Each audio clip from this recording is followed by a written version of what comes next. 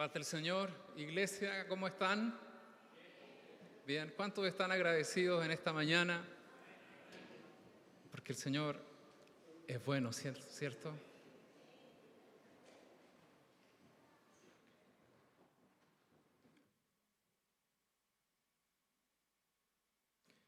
Quisiera compartir con ustedes una palabra que el Señor puso en mi corazón hace algún tiempo. Y mientras ha pasado el tiempo, el Señor ha puesto algunos énfasis que yo creo que para todos nosotros en esta mañana serán de mucha bendición. El título de este sermón es Una iglesia que pertenece a Dios. Hoy día cuando veníamos en la mañana nos ocurrió algo bien particular con la familia. Veníamos un poco atrasados. A las 9:10 ya veníamos atrasados al templo. Y paramos en una esquina, en un semáforo, y había una persona que nos quería limpiar el vidrio. Y parece que hay un acto reflejo en los conductores que alguien se acerca y uno dice que no. ¿Sí o no? ¿Les pasa como a mí? Pero después nos vio bien esta persona y como que dijo, y Paola me dice, te está preguntando si van a la iglesia. Oye, la capacidad que tiene de traducir mi esposa es realmente sorprendente. Entonces, no sé qué vio en nosotros. Tal vez no es muy común ver el domingo en la mañana a alguien con corbata. O tal vez no es muy común ver una familia que ama a Dios y quiere buscarle por la mañana, pero sí se atrevió a algo más y pidió que bajara el vidrio no para pedir algo, no para pedir dinero, sino para preguntarme si vamos a la iglesia. Sí, por favor, oren por mí. Sí, y ya lo hicimos, ya hemos orado por él, ya oré por este varón y ruego que el Señor tenga misericordia. Pero cuando veníamos hasta acá quedé pensando en esto. ¿Cómo nos pueden distinguir? ¿Cómo nos pueden reconocer sin necesidad de que nosotros nos presentemos?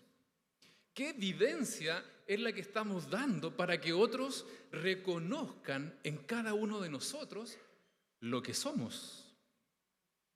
Eso me dejó bien pensativo y vaya como una breve introducción a la predicación de hoy. Una iglesia que pertenece a Dios, por favor, busquemos ahí en Primera de Tesalonicenses, capítulo 1, versículo 1, y quiero dar lectura a la versión NTV. Nosotros, Pablo, Silas y Timoteo, escribimos esta carta a la iglesia en Tesalónica, a ustedes que pertenecen a Dios Padre y al Señor Jesucristo. Que Dios les dé gracia y paz. Amado Señor, gracias por este tiempo de refrigerio en tu presencia. Gracias por todos los hermanos que han llegado hasta este lugar, aquellos hermanos que están viendo este culto a través de YouTube. Señor, que ahora tu palabra pueda hablarnos, que ahora tu palabra pueda confrontarnos, que ahora tu palabra, Señor, haga lo que ninguno de nosotros puede hacer. Que el Santo Espíritu que está aquí con nosotros, que llega a los hogares de nuestros hermanos también, pueda producir algo profundo en nuestras vidas. Y que tu nombre sea glorificado, Señor, en esta mañana. Amén. Quisiera poner algunos énfasis acá. Este mensaje va dirigido a la iglesia en Tesalónica, según palabras de Pablo, y esta iglesia tiene un distingo, tiene una característica muy particular. Es una iglesia que pertenece a Dios. Y esta traducción me encantó porque me inspira a descubrir qué es lo que Pablo vio en estos hermanos, en esta iglesia, que le hace reconocer que pertenecen a Dios. Y sin lugar a dudas, nuestra identidad nos da un sentido de pertenencia. Aquellas cosas que nosotros podamos evidenciar van a confirmar nuestra identidad y eso nos va a hacer partícipe unos con otros. Bueno, el relato que voy a dar lectura continúa en el versículo 2 y ahora voy a leer la versión Reina Valera de 1960. Versículo 2: damos siempre gracias a Dios por todos vosotros, haciendo memoria de vosotros en nuestras oraciones y acordándonos sin cesar delante del Dios y Padre de la... acordándonos sin cesar delante del Dios y Padre nuestro, de la obra de vuestra fe, del trabajo de vuestro amor y de vuestra constancia en la esperanza en nuestro Señor Jesucristo. Porque conocemos, hermanos, amados de Dios, vuestra elección. Pues nuestro evangelio no llegó a vosotros en palabra solamente, sino también en poder, en el Espíritu Santo y en plena certidumbre, como bien sabéis, cuáles fuimos entre vosotros por amor de vosotros. Y vosotros vinisteis a ser imitadores de nosotros y del Señor, recibiendo la palabra en medio de gran tribulación con gozo del Espíritu Santo. De tal manera que habéis sido ejemplo a todos los de Macedonia y de Acaya que han creído. Porque partiendo de vosotros ha sido divulgada la palabra del Señor, no solo en Macedonia y Acaya, sino que también en todo lugar vuestra fe en Dios se ha extendido, de modo que nosotros no tenemos necesidad de hablar nada, porque ellos mismos cuentan de nosotros la manera en que nos recibisteis y cómo os convertisteis de los ídolos a Dios para servir al Dios vivo y verdadero, y esperar de los cielos a su Hijo, al cual resucitó de los muertos, a Jesús, quien nos libra de la ira venidera. Hermoso pasaje que describe en una real magnitud cómo eran estos hermanos en Tesalónica y que por qué Pablo, al comenzar, les planta una identidad hermosa. Ustedes que pertenecen a Dios. Y por las distintas traducciones del original, es un mensaje a toda la iglesia, no a hermanos en particulares, sino que la iglesia local en Tesalónica se distinguía por algo hermoso que yo les quiero invitar a descubrir en estos minutos. Bueno, esta iglesia fue fundada por Pablo en el segundo viaje misionero. Alrededor del año 50 aproximadamente fue escrita esta epístola, esta hermosa carta que tiene un tono muy, muy pastoral.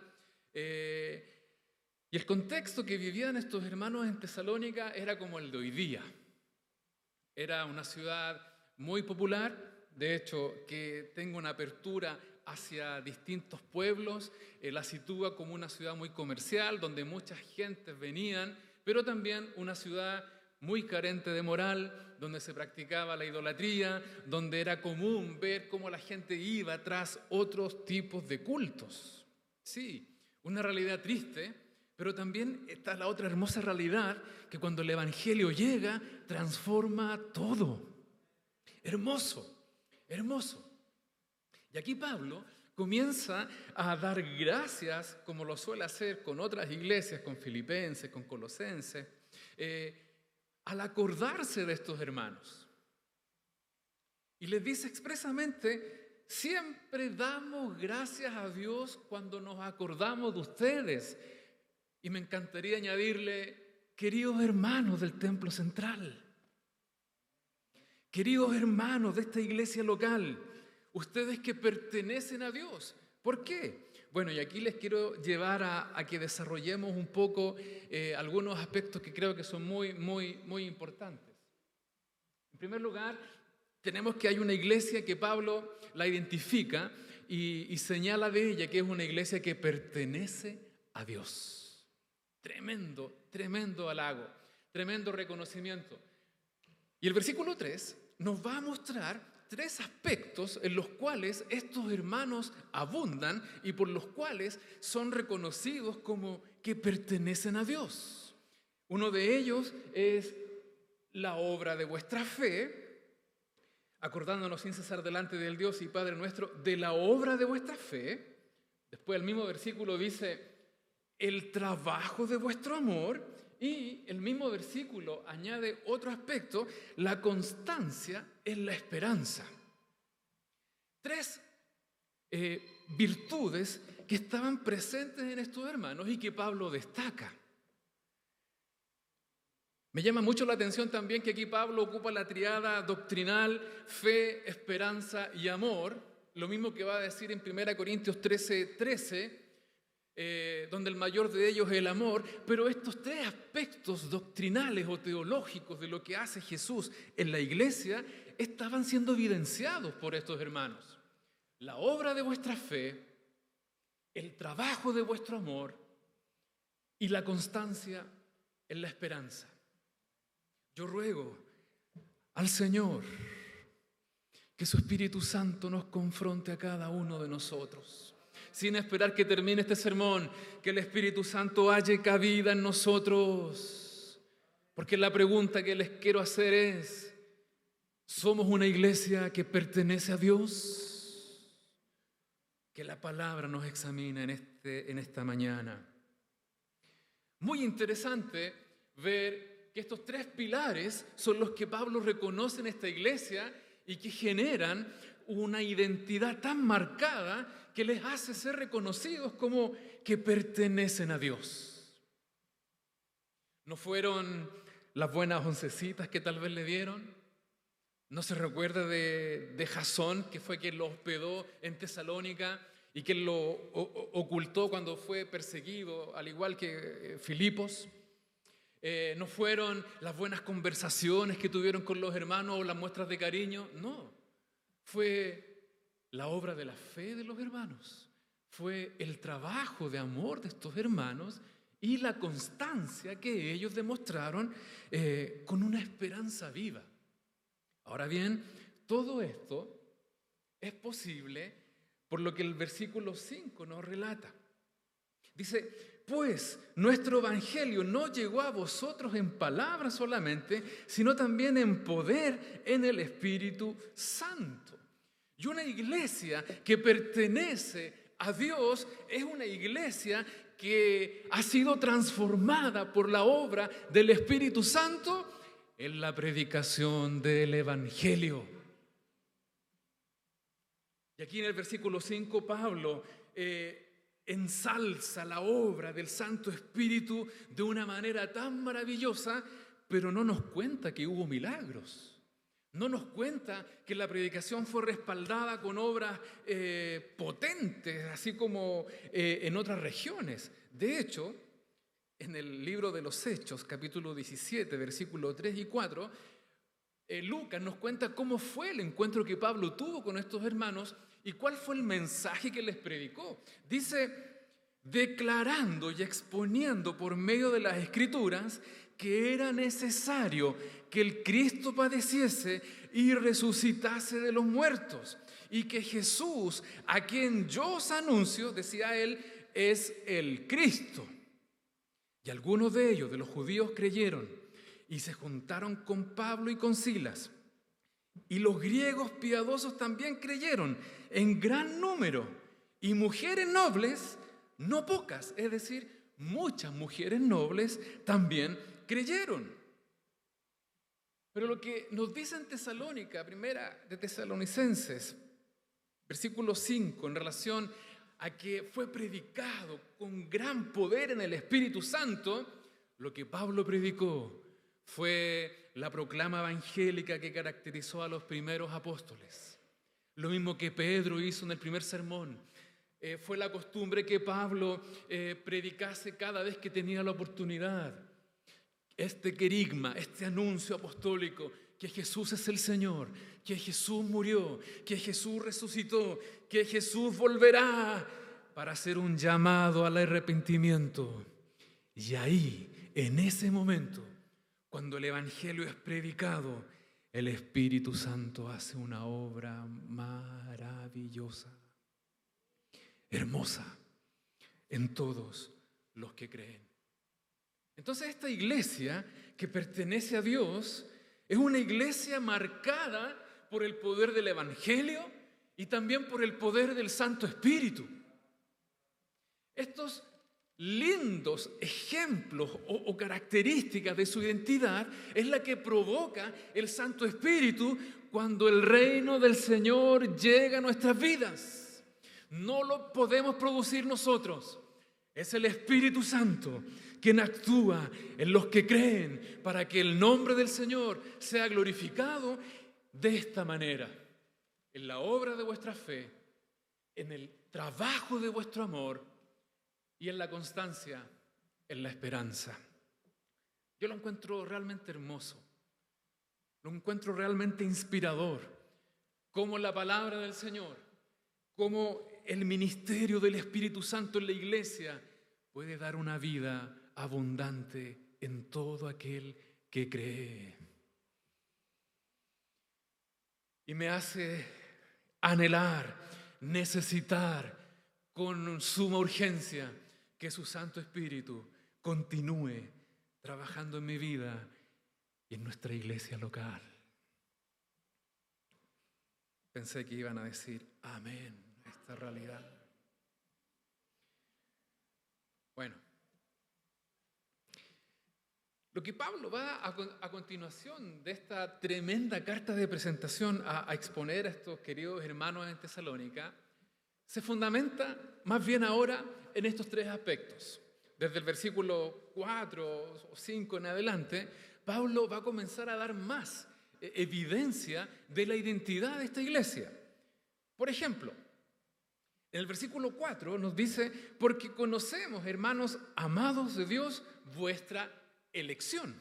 Y la elección, primeramente, que Dios ha hecho para hacer suyo un pueblo, pero también la participación del hombre y la mujer al recibir el mensaje, al aceptarlo, al creer en él y permitir que el Santo Espíritu haga esa obra maravillosa. También el versículo 6 nos dice que vosotros vinisteis a ser imitadores de nosotros y del Señor. Una iglesia que se evidencia por una fe maravillosa es una iglesia que muestra a quién ha elegido y también a quién quiere seguir, a quién quiere imitar, al Señor.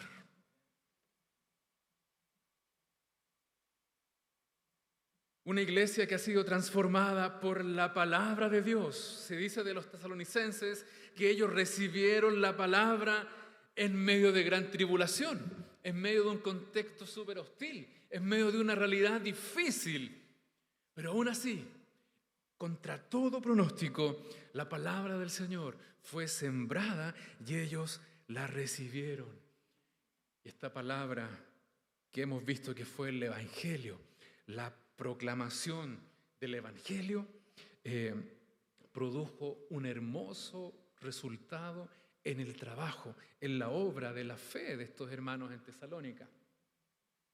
El versículo 6 también nos dice que estos hermanos recibieron la palabra con gozo en medio de la tribulación.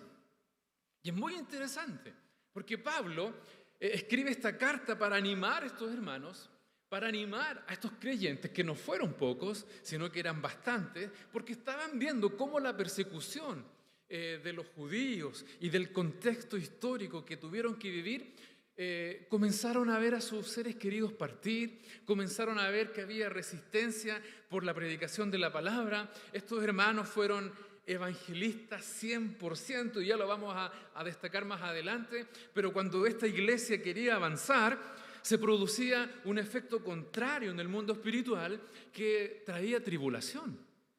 De hecho, Pablo escribe esta carta para animar a estos hermanos en Tesalónica que tenían un conflicto de fe. ¿Y qué pasaba con los hermanos que estaban muriendo? Pablo predicó en Hechos capítulo 17 que el Evangelio consideraba creer en el Señor, quien murió, quien resucitó y quien volverá. Y estos hermanos abrazaron esta promesa con tanta intensidad que yo creo que es digno de imitar hoy día, porque consideraban la venida del Señor como inminente. Y ante esta realidad, ver que sus hermanos en la fe estaban muriendo y no se cumplía la promesa, varios comenzaron a tener conflictos. Y Pablo en el capítulo 4 y 5 da luces respecto a esta hermosa doctrina de la venida del Señor y de los tiempos escatológicos, y que lo que estaba ocurriendo no escapaba del control del Señor. En medio de la tribulación había gozo en estos hermanos. ¡Qué paradoja! ¿Cuántos de los que estamos acá tal vez están viviendo por un cuadro de ansiedad? ¿Cuántos de los que están en casa es que no ven salida a los problemas que están viviendo? ¿Cuántos de los que están acá han llegado hoy día tan complicados, con tanto conflicto en su interior? Y si el Señor no hace algo en sus vidas, tal vez, ¿qué pasaría con ustedes? Bueno, déjenme decirle que cuando el Evangelio impregna nuestras vidas, cuando el Espíritu Santo pone su sello en nosotros, cuando nosotros sin ninguna fuerza somos capaces de pedirle al Señor que su reino venga en nuestras vidas, no habrá dificultad que nos robe el gozo de la salvación, porque nuestra confianza está en aquel que prometió y cumplirá, el que no miente, el que ha prometido. El Señor es quien nos sostiene. Y como dijo Habacuc, este profeta, aunque la higuera no dé fruto, aunque todo lo que tenga que resultar no resulte, aunque todo se venga abajo, yo igual me gozaré, porque mi confianza está puesta en el Señor. Él es mi fortaleza, Él es mi gozo. Y estos hermanos evidenciaban gozo en medio de la tribulación. Una evidencia de una iglesia que pertenece a Dios tiene que ser una iglesia gozosa. Tiene que ser.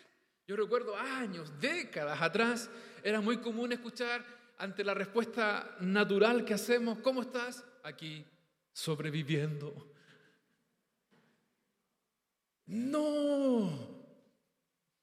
Podemos estar siendo golpeados, atribulados, pero el gozo del Señor es nuestra fortaleza, hermanos.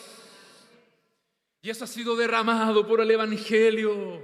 Eso ha sido derramado porque el Espíritu Santo está en nosotros. Aleluya. Bueno,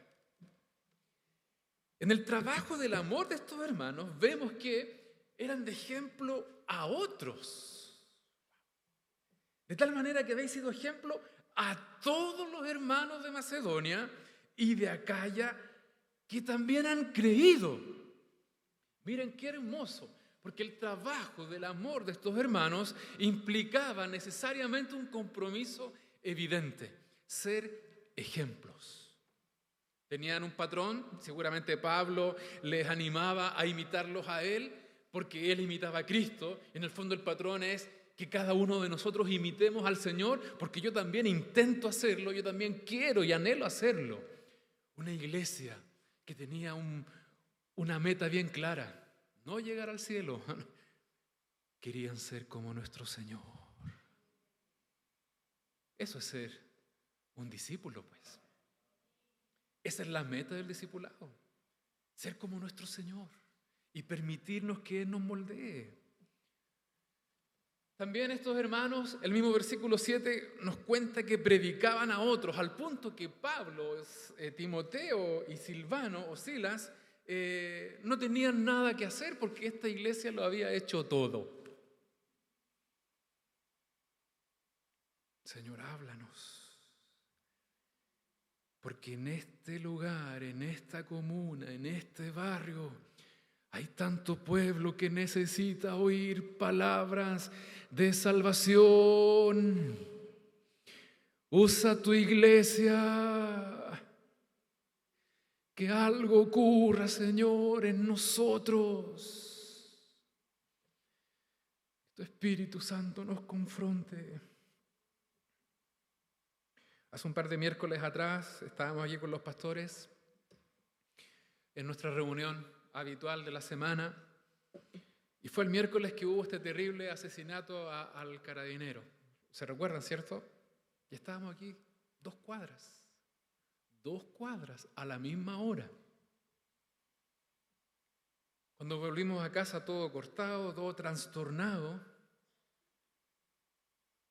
Alejandro, que es nuestro amigo, ha sido increíble ver cómo se ha ido acercando al Señor en todo este tiempo. Y vaya como consejo, cuando se despida, si puede o no, dele propina, pero eso es irrelevante. Cuando se despida, anímelo en el Señor. Dígale que el Señor le ama.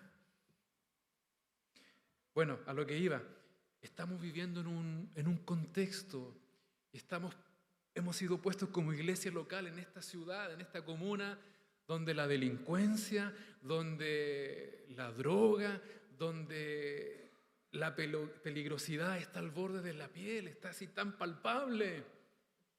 Yo creo que si el Espíritu Santo nos quiere usar, todos esos índices pueden bajar.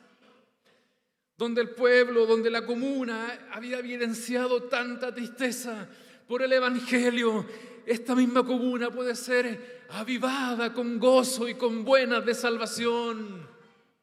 No es necesario que vengan misioneros de otras latitudes para venir a predicarnos acá, sino que si la iglesia hoy día se levanta y se atreve a predicar, a imitar al Señor, ser ejemplos a otros y predicar la palabra del Señor, déjenme decirles que el Señor les va a usar.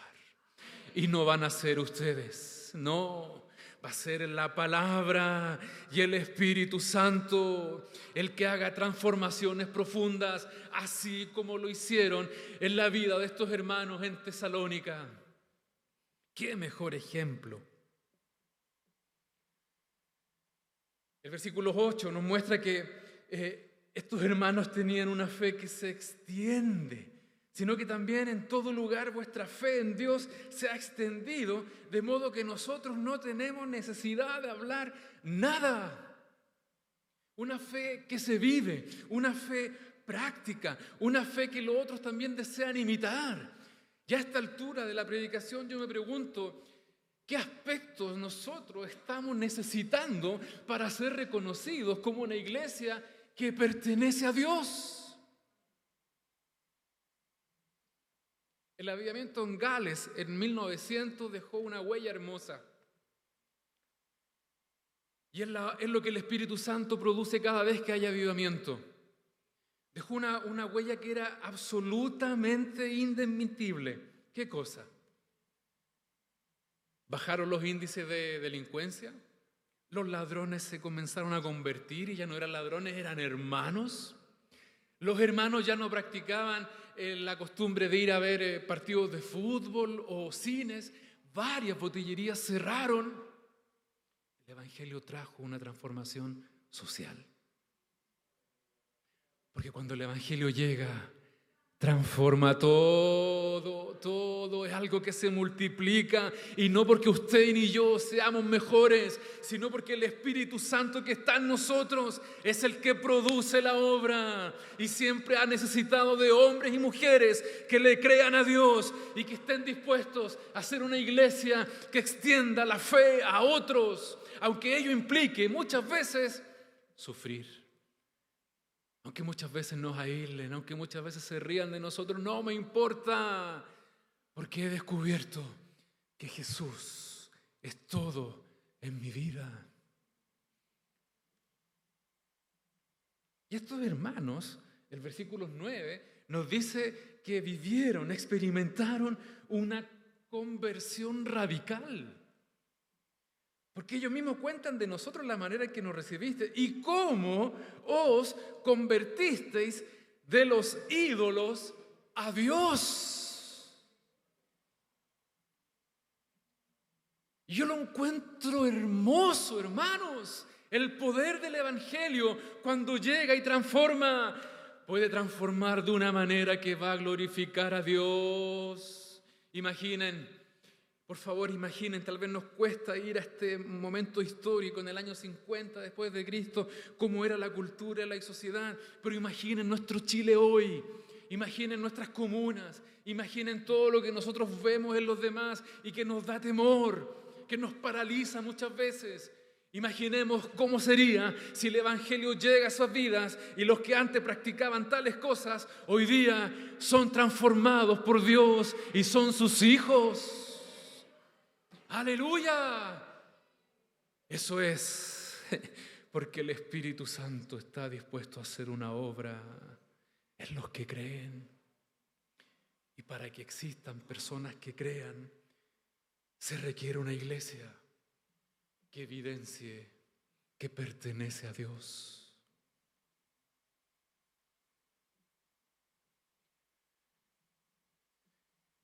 Y por último, estos hermanos que antes vivían para ídolos, que antes servían a ídolos, que su vida era en función de la idolatría.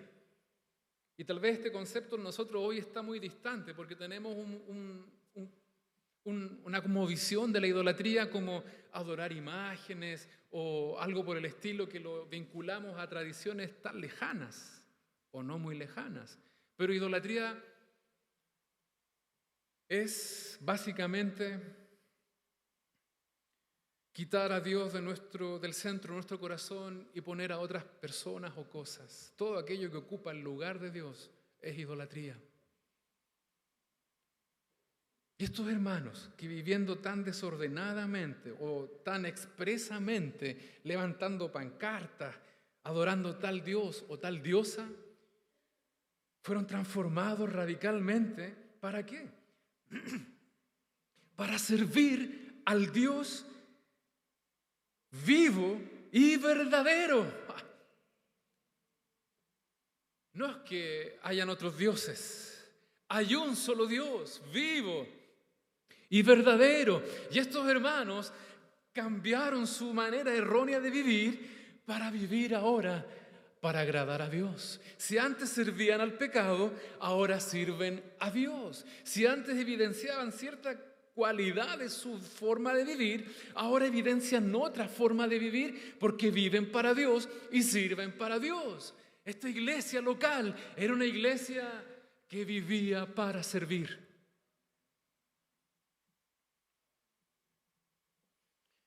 Y yo no sé qué lugar tiene el servicio en su vida, hermano o hermana.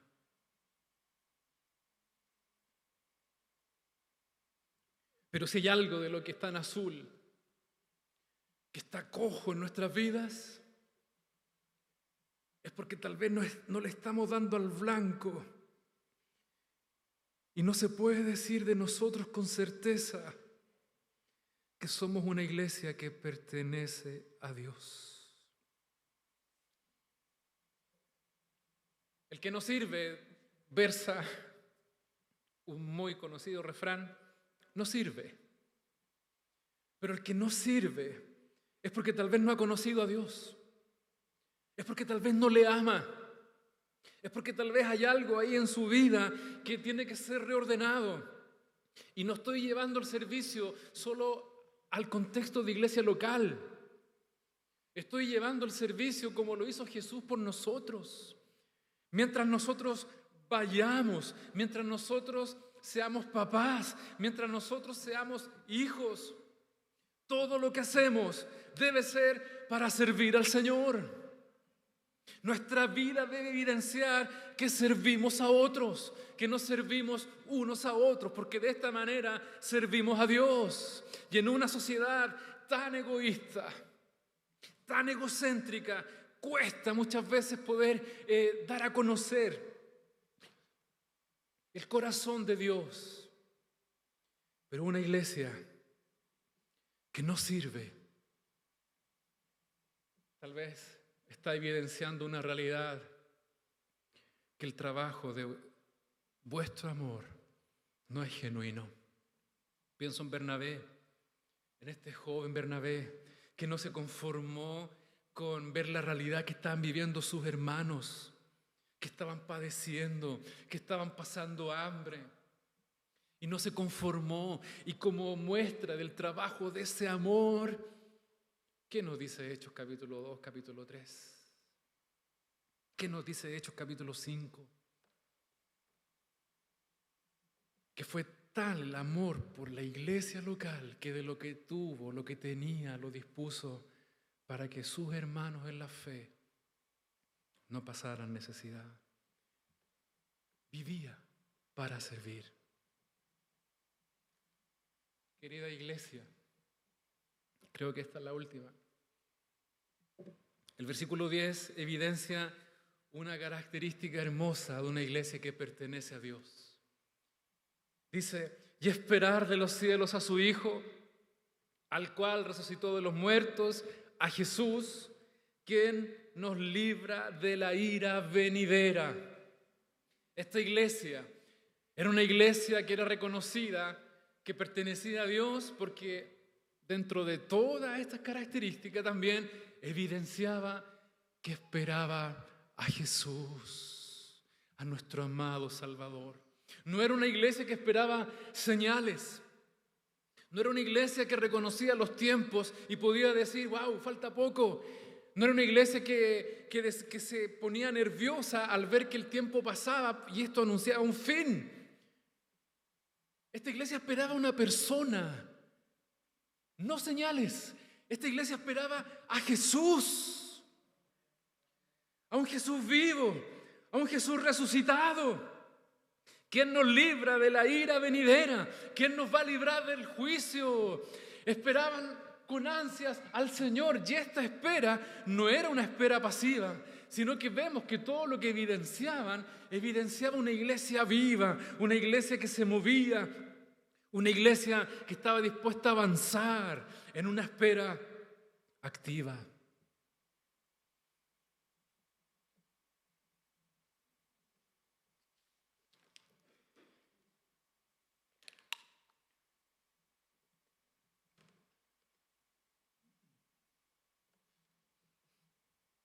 Si pudiésemos descubrir en este cuadrito cuál es lo que produce todo esto, tal vez alguno puede pensar en sus propias capacidades, no, esto yo no lo tengo, no, esto me falta.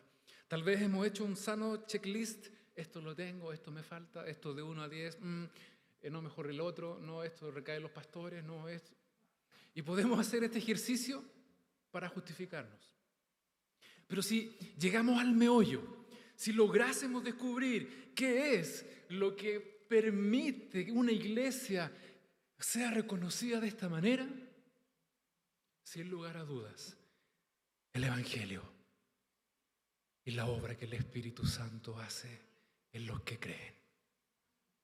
Sin lugar a dudas, en la predicación del Evangelio, o dicho de otra manera, es anunciar el reino que venga en nuestras vidas para que lo sobrenatural pueda producir en nosotros el fruto que Dios ha preparado de antemano, según Efesios capítulo 2, versículo 10, para que nosotros andemos en ellos. El Espíritu Santo no puede sacarse de esta ecuación. Sin el Espíritu Santo no solo no podemos vivir como una iglesia que pertenece a Dios, sino que sin el Espíritu Santo no podemos evidenciar este hermoso fruto que esta iglesia se destacaba. Yo no sé cuánto tiempo usted lleva en la iglesia, tal vez mucho más años que yo, tal vez está comenzando a caminar con el Señor, pero no importa, este mensaje es para todos, incluyéndome. Es para todos nosotros, porque esta palabra Pablo la dirige a una iglesia local, no a los líderes, no a los hermanos en particulares, no a algunos en específico, sino que a toda la iglesia local. Y da evidencia clara de lo que es pertenecer realmente a Dios. Tal vez hay varios acá que no encuentran sentido a la forma en que están viviendo. Tal vez hay varios acá que sienten como día a día, en vez de gozo, hay pesadumbre, hay tristeza.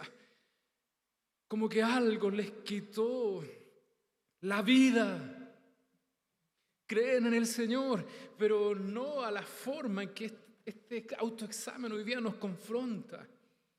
Tal vez hay alguien acá que no tiene las fuerzas para poder predicar a otros.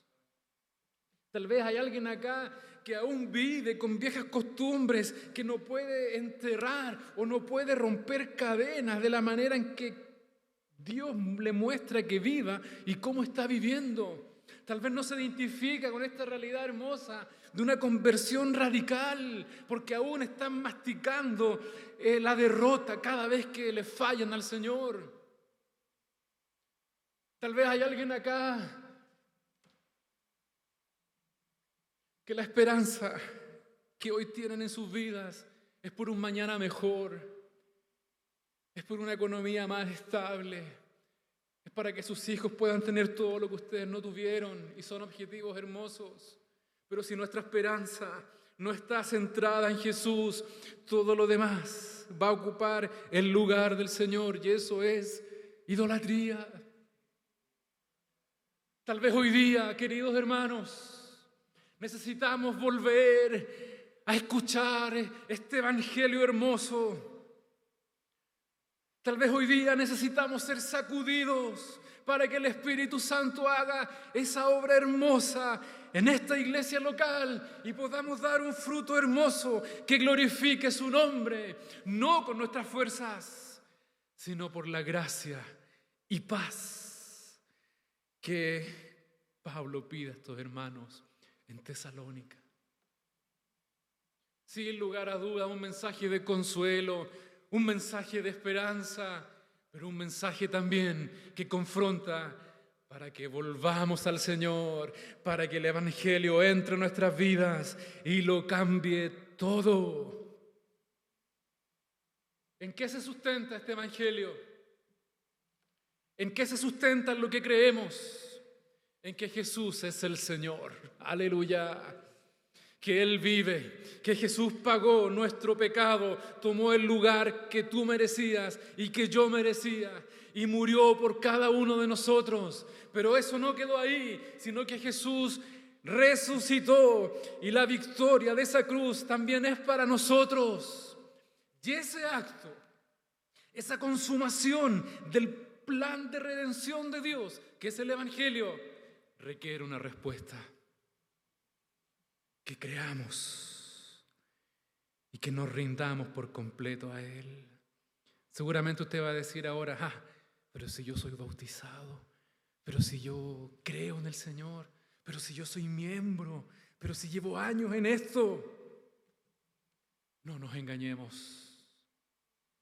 Si hay algo acá que no estamos evidenciando, es porque algo no está funcionando y el Espíritu Santo no puede hacer la obra que solo Él puede hacer.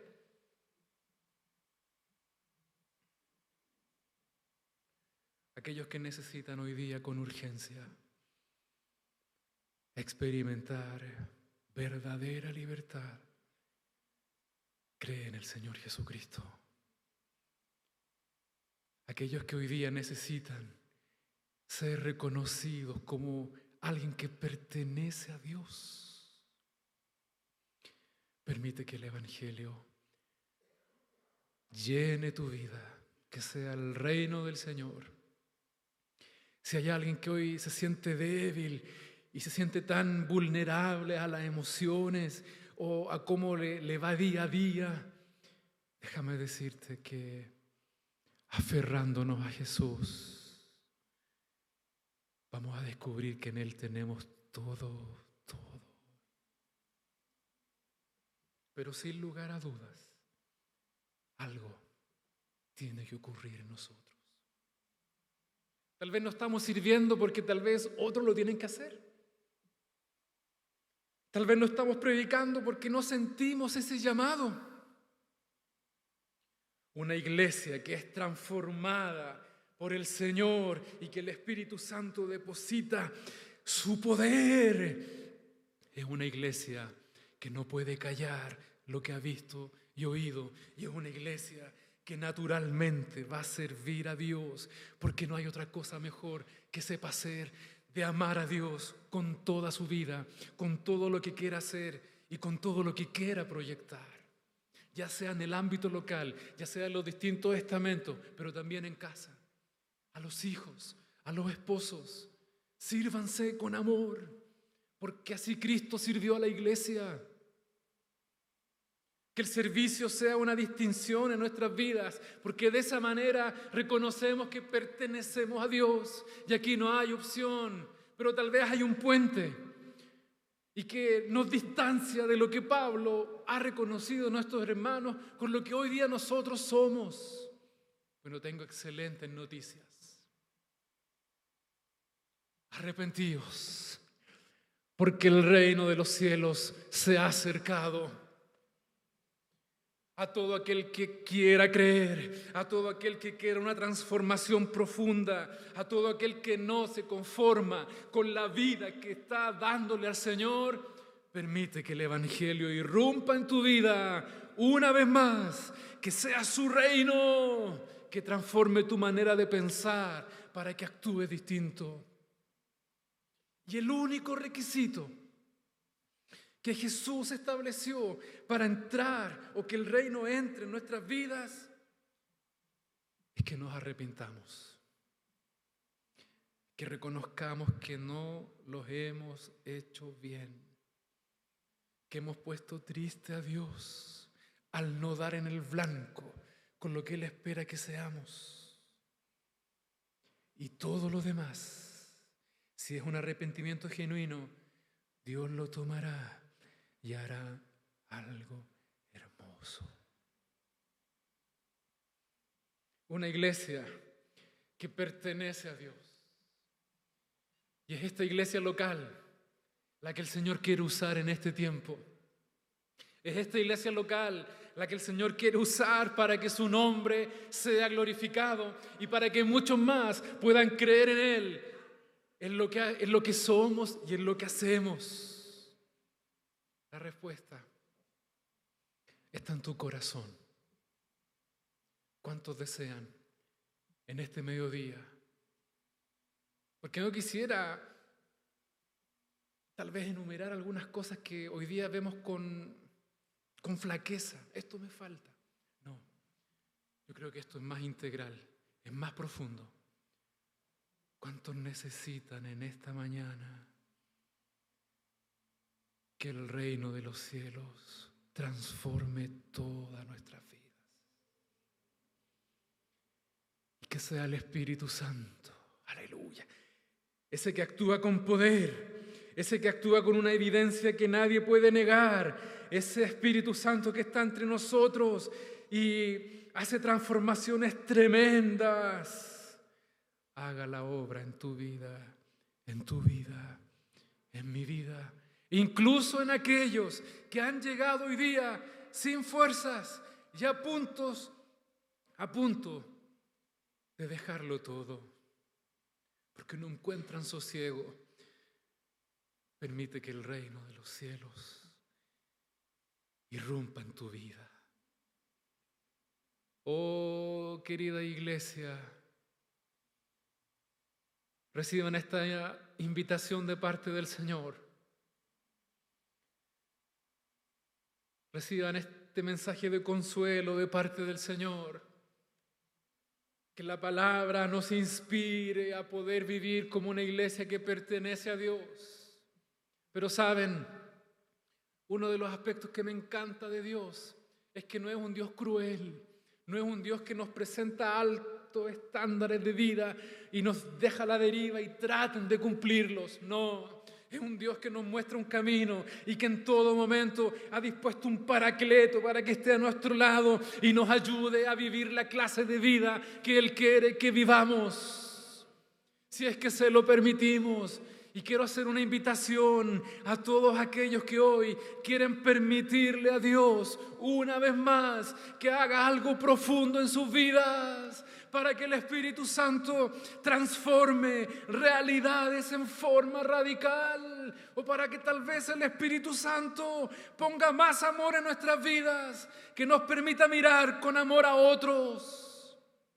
Todos aquellos que en este mediodía desean elevar un clamor: venga tu reino sobre mi vida, que puedan venir aquí adelante. Tal vez que puedan correr como una señal de desesperación: aquí estoy, Señor, te necesito. Y por favor, no mires al lado quién pasa o quién no pasa. Que la palabra hoy confronte tu vida. Tu vida. Aleluya. Oh, iglesia del Señor, hay esperanza. Hay un trato especial y maravilloso que Jesús, nuestro Señor, quien prometió que volvería, quiere hacer en nosotros. ¿Habrá alguien que desee rogar que el reino de los cielos irrumpa en su vida? Por favor, arrodíllese acá. Oh, Jesús.